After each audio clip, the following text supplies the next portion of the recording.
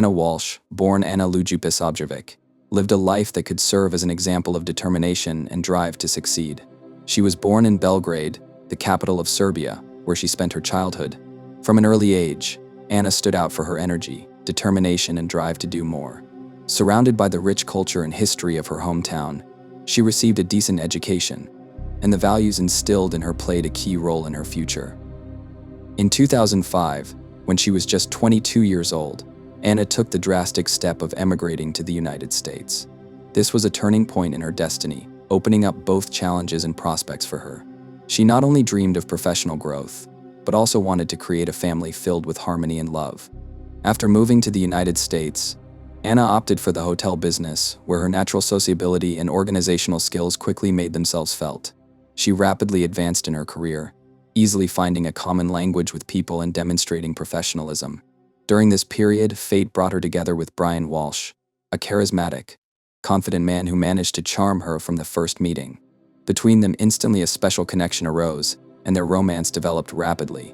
Both felt they had met the man they were ready to share their lives with. Brian was an attentive and caring man, always striving to surround Anna with warmth and support. Their relationship was one of mutual understanding. They discussed their dreams frankly, set common goals, and worked together to realize them. There was no room for conflict in their union, and from the outside their couple seemed perfect. In 2015, following the call of the heart, they got married, founding a family that was admired by others. With each passing year, Anna and Brian's union became stronger and stronger. After the wedding, their family was soon replenished. Their first son was born. This became a new stage in their relationship, making their bond even deeper. Over time, the couple had 2 more boys, and motherhood became a central part of Anna's life, filling it with joy and new worries. For the couple, raising their children became a priority. With great patience and tenderness, Anna created an atmosphere of comfort, love, and security in the house, striving to ensure that her sons grew up in a harmonious environment. Brian, despite the challenges of his professional life, did his best to support his wife and pay attention to his children. He tried to be an involved father by organizing family trips, arranging recreational activities, and spending as much time as possible with his sons. Family, relatives, and friends often marveled at their harmony. Anna and Brian spent weekends together in nature, had picnics, attended children's birthday parties, and enjoyed quiet evenings with their family. Anna had a special warmth for cooking, for her cooking was not just a duty, but an opportunity to please her loved ones by inventing something unusual and delicious for the children. Despite the employment in the family, Anna did not refuse professional development. She found her calling in the real estate industry, where her perseverance, responsibility, and professional skills allowed her to quickly achieve success. Working in Washington, D.C., she managed to gain a reputation as one of the most reliable professionals in the field. Her clients especially appreciated her attention to detail, dedication, and genuine desire to help everyone find the perfect home. Although her job required a lot of time and effort, Anna never missed an opportunity to spend time with her family.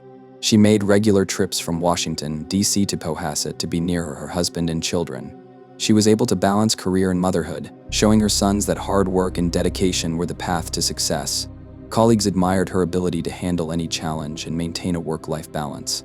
The Walsh family gave the impression of a harmonious and prosperous union. Their home in Cohasset was filled with coziness, laughter, and warm moments, creating an atmosphere where everyone felt comfortable. Anna and Brian seemed like a couple capable of overcoming any challenges, supporting each other in the most difficult situations. They placed a high value on time together, often gathering over dinner to discuss plans, share thoughts, and simply enjoy each other's company. Anna, with her bright smile and inexhaustible energy, was the one who filled the house with warmth and life. Brian, despite the challenges of his professional life, always found ways to stay involved in the family and support his wife. Their surroundings admired their relationship. Friends and neighbors saw them as an example of a strong family, able to remain united and loving even in the face of adversity. Anna Walsh, a mom of 3 young boys, goes missing from her Massachusetts home early New Year's Day. On January 4th, 2023, police in Cohasset, Massachusetts received a disturbing report that 39-year-old Anna Walsh, a successful businesswoman and mother of 3, was missing. The disappearance was reported by her husband, 47-year-old Brian Walsh, claiming that his wife had gone to Washington, D.C. for work-related matters a few days ago and had not been in contact since. The news instantly captured the public's attention, kicking off one of the most high-profile investigations of the year. As the investigation deepened, more questions arose about what really happened in the Walsh household in the early days of January, and what events preceded Anna's disappearance. First told investigators he hadn't seen his wife since New Year's Day, and in that time since, he had only left his home to get ice cream with his son. While speaking with police, Brian Walsh stated that Anna left their home in the morning hours of January 1st, traveling to Washington, D.C. on business. He said such trips were routine for her. She regularly went away for a few days, leaving their 3 children in his care. That day, Brian claimed, his wife left the house with a small travel suitcase and personal belongings, intending to take an early flight.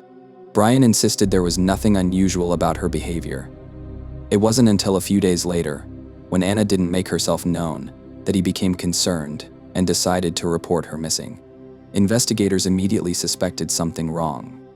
Brian did not report Anna missing until January 4th, although he said she had left their home as early as January 1st. Why didn't he contact the police earlier? To that question, he had an explanation. I saw no cause for concern. Anna was often fully immersed in her work, especially when it came to important negotiations or big deals, he assured the investigators.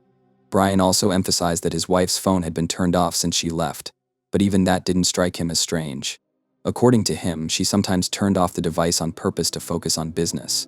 However, Anna's colleagues in Washington provided a very different version of events. They expected her to appear at key meetings as early as January 1st, but she never showed up. Attempts to contact her were unsuccessful. Her phone was silent. It was the concerned employees who first suspected something was amiss and insisted that Brian contact the police, thus launching an investigation. The disappearance of Anna Walsh immediately attracted the attention of the Cohasset police. The disappearance of a successful woman, a caring mother of 3 and a professional with an impeccable reputation seemed highly unusual. Anna had always been known for being organized, especially when it came to family and work, so her sudden disappearance without warning raised serious suspicions. The first thing the investigators did was to check Brian's version of the story. To confirm his words about his wife's trip to Washington, they requested airline data and airport surveillance footage. However, the results were unexpected. No tickets were issued in her name, and the cameras did not record her arrival at the airport. These details immediately called Brian's words into question. If Anna really hadn't left as he claimed, where was she really located? After receiving the report, the investigation team began gathering information about Anna's life, her family, and possible reasons for her disappearance. The first thing they did was to interview relatives, friends, and co-workers to find out if she could have left the house of her own free will. Neighbors reported that the last time they saw Anna was during New Year's Eve celebrations. The Walsh family welcomed him home, but on the morning of Jan. 1, no one noticed Anna leave the house or get into a car. This seemed odd, as she usually didn't hide her movements. Colleagues in Washington were also puzzled by her disappearance. They emphasized that Anna was always punctual and gave advance notice if her plans changed. However, on January 1st, she was supposed to attend important meetings but never showed up. Attempts to reach her were unsuccessful and her phone remained disconnected. Further analysis heightened the investigators' alarm. A request for financial activity records revealed that Anna's bank accounts had not been used after Jan. 1. Her cell phone had also been turned off since early that morning. All of this indicated that her disappearance was not random. In parallel with the search, the police continued to question Brian, clarifying the details of the events of January 1st. He assured that he was at home with his children that day and saw nothing unusual about his wife leaving. She went to Washington, D.C. as she had done before, on work business. As the interrogations progressed, however, his story began to fray at the seams. He claimed that Anna had left the house in a cab, but surveillance cameras had not recorded any cars pulling up to their house that morning. This fact cast doubt on his theory that she had gone to the airport. In addition, his explanations were contradictory. When investigators tried to reconstruct the chronology of events, he was confused about details, changed his wording, and avoided specific questions. All of this made the police suspicious. The evidence gathered began to form a disturbing picture. Investigators increasingly doubted that Brian was telling the truth, and his vague explanations only added to their suspicions. Besides, he already had a criminal history. He had been convicted in the past for fraud related to art forgery, and was under house arrest at the time of Anna's disappearance. This fact led the police to scrutinize his movements during that period. Gradually, the investigation began to lean towards the version that Brian could be directly involved in the disappearance of his wife. News of Anna Walsh's disappearance spread quickly, causing a wave of concern among her friends, colleagues, and acquaintances. People who knew her couldn't believe that she could just disappear without warning, leaving her 3 young sons behind. Anna was an organized, reliable, and devoted person to her family, and so her disappearance seemed highly unusual. Colleagues in Washington were especially concerned when she didn't show up for scheduled meetings. To them, her disappearance was not just an oddity, but something completely out of character. They were the first to start wondering, could something serious have happened to Anna? The investigators, after looking at all the circumstances surrounding the disappearance, came to the conclusion that the Walsh family home may have played a key role in the story. Brian's testimony became increasingly questionable. His version of events did not match the facts. Anna's co-workers claimed she had not planned the sudden disappearance, and there was no evidence that she had traveled to Washington. These contradictions led the police to conduct a detailed search of the family home, which could shed light on what happened on New Year's Eve. On Jan. 5, a detailed search of the Walsh home began. Brian, who was under house arrest, tried to demonstrate calmness and full cooperation. However, investigators noticed that he seemed overly controlling. He tried to distract them with conversation, offered help, but kept a wary demeanor. Found blood and a knife in the basement of the couple's home in Cohasset. The first disturbing piece of evidence was discovered in the basement. The floor in one corner was stained with small stains that made investigators suspicious. An expert examination confirmed that it was blood. However, the findings did not end there. A knife with dried traces of blood was found in the same basement. The blade looked damaged, which could indicate that it was used with great force. Forensics noted that the tool looked like it had been used to cut something dense, which was not its usual purpose. In parallel with the physical inspection of the house, investigators began examining Brian's electronic devices. The findings only heightened suspicions of his involvement. His search query history revealed questions whose content left no doubt about their connection to his wife's disappearance. How do you dispose of the body of a 115-pound woman? How long does DNA last? Can a person's disappearance be covered up if there is no body? These inquiries were made in the first days of January, when Anna was no longer in contact. For the investigation, this was important evidence that Brian did not just know something about his wife's fate, but may have been trying to cover up traces of the crime. While the police were analyzing the evidence, Brian's own behavior attracted the attention of specialists. He did his best to appear relaxed, but his attempts to control the situation seemed unnatural. Investigators noticed that he tried to divert the officers' attention to extraneous things, as if to avoid discussing key issues. Inconsistencies often appeared in his speech, and his reactions to disturbing findings were reserved rather than emotional. These details further heightened suspicion. The investigation now viewed Brian not just as a witness, but as someone who might have played a major role in his wife's disappearance. As the investigation into Anna Walsh's disappearance progressed, investigators increasingly doubted the veracity of what her husband Brian was saying. His version of events seemed less and less convincing, and new evidence only increased suspicion. The police began to scrutinize his movements in detail, examining surveillance footage and digital traces. It soon became clear Brian was hiding something. Ice cream. Prosecutors say instead, surveillance images show he was buying hundreds of dollars worth of cleaning supplies at Home Depot. I believe he did clean up, but you can never clean up good enough. Investigators soon found camera footage from a hardware supermarket that recorded Brian's visit on Jan. 2. However, his purchases did not fulfill his stated purpose.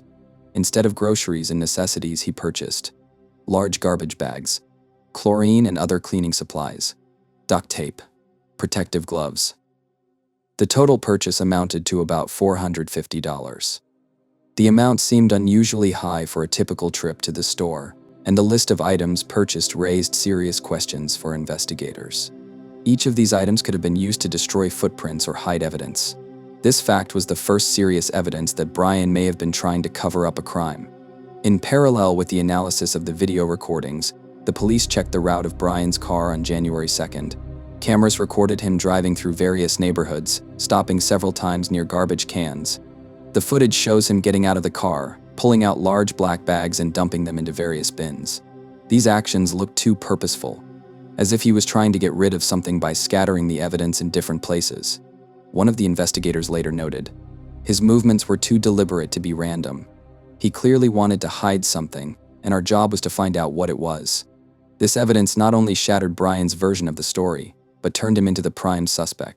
The police were now certain that his testimony was far from the truth and began preparing for the next steps in the investigation. On this day, Cohasset police officially declared Brian Walsh a suspect and proceeded to apprehend him. Early in the morning, a team of officers arrived at his home with an arrest warrant. The planned operation was swift. The officers did not want to give Brian any chance to prepare or make any maneuvers. When the door opened, Brian looked calm but surprised. His face reflected tension for a moment, but he quickly pulled himself together. According to the officers present at the arrest, he offered no resistance and behaved with relative restraint. "You're making a mistake," he said upon arrest.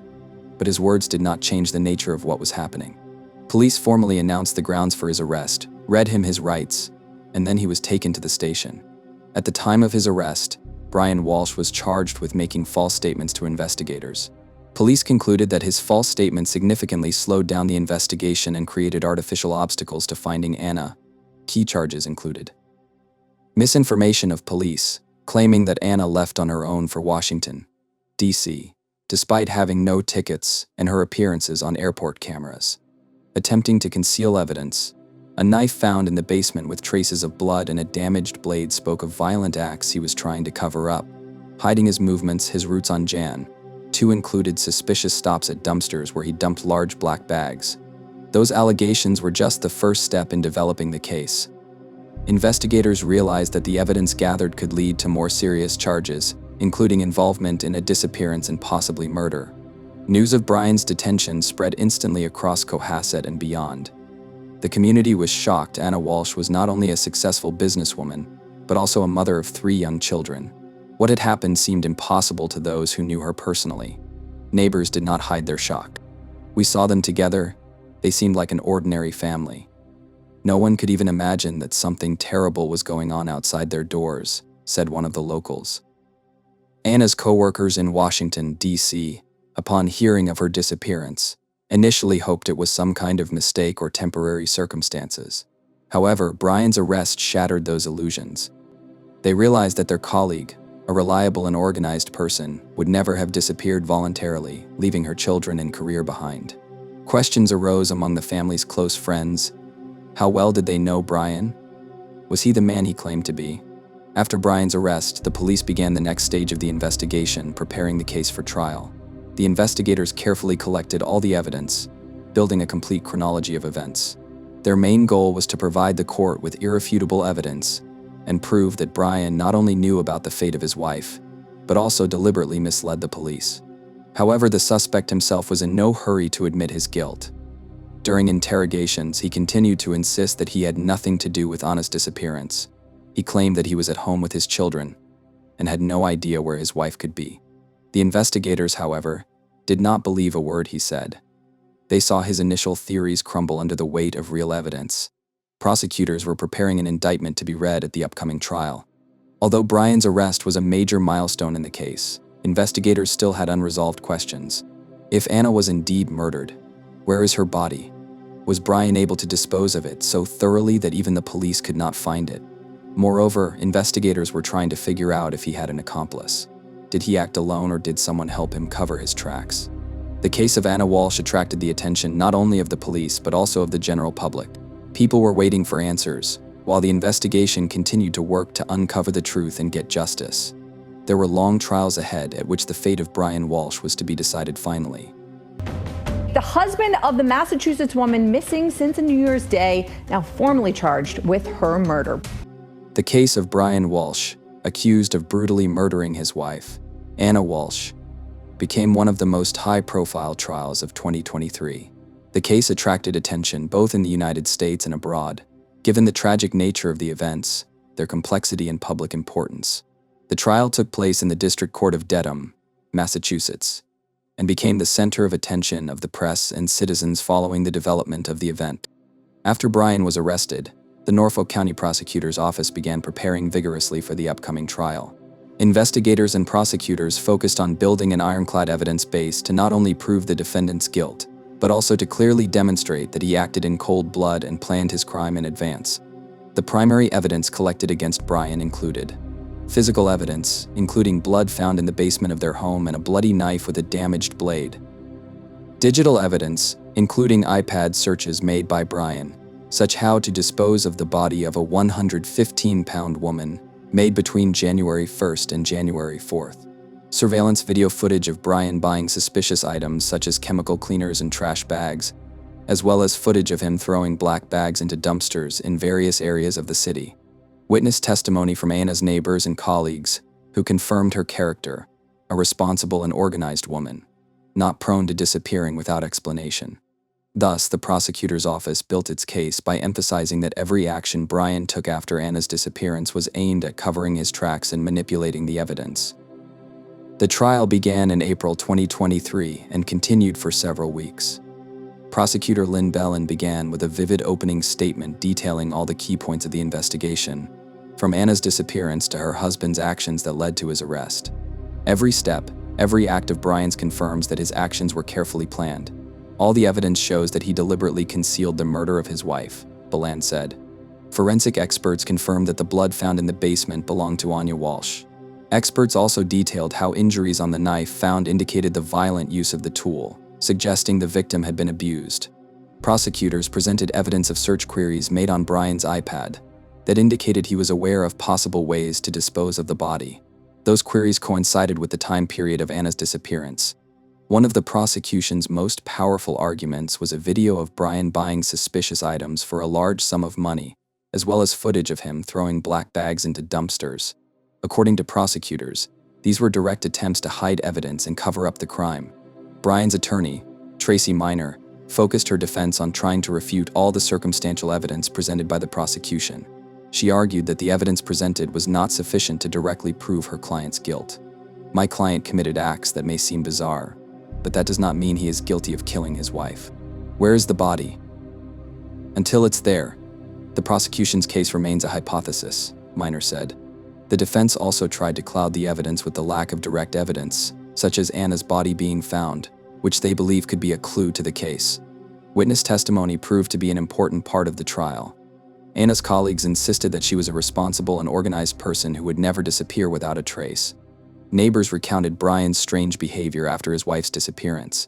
One of them noted, "He was always open and talkative, but in the last few days his behavior changed. He avoided socializing and was reluctant to answer questions." This testimony was an important addition to the evidence that Anna's disappearance was not accidental and that Brian was acting suspiciously. At the end of the trial, both sides presented their closing arguments. The prosecutors argued that the evidence formed an unbroken chain of evidence supporting Brian's guilt. The internet searches, the blood in the basement, the surveillance video, all of this evidence leads to one conclusion: Brian killed his wife and tried to cover his tracks, said prosecutor Lynn Bieland. The defense tried to focus on the lack of direct evidence, arguing that the absence of Anna's body cast doubt on the prosecution's case. After lengthy deliberations, the jury reached a verdict. Brian Walsh was found guilty of all charges, including first-degree murder, misleading the investigation and concealing the body. Judge Jennifer Stewart handed down the verdict: Brian Walsh will serve life in prison without parole. The verdict was a welcome justice for all who knew Anna Walsh, and marked the conclusion of one of the most high-profile trials of the year. The Brian Walsh case was not only a tragic story of disappearance and murder, but also a reminder of how diligent law enforcement, attention to detail, and the power of the truth can unravel even the darkest of secrets. Anna Walsh was not just a victim of a crime, but a woman whose life and fate were crippled under the darkest of circumstances. However, her death was not in vain. It brought attention to the issues of family violence, betrayal, and lies that can hide behind a facade toward prosperity. The trial of Brian Walsh demonstrated how important every element of an investigation is, whether it is numerical data, witness testimony, or physical evidence. The case makes you think about how easily people and investigations can be manipulated, but also how impossible it is to succeed in trying to hide the truth. In the end, justice prevailed, and while the verdict will not return Anna to her family, it has become a symbol of hope for those facing violence and abuse. For Anna's family, despite the punishment awarded, the loss remained painful. However, the trial became an opportunity to bring at least some justice and bring the culprit's guilt to light.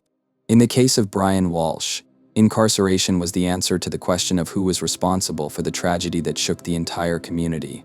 This case will no doubt serve as an example of how important perseverance, attention to detail, and fighting for the truth are to ensure that those who commit atrocious crimes do not get away with it.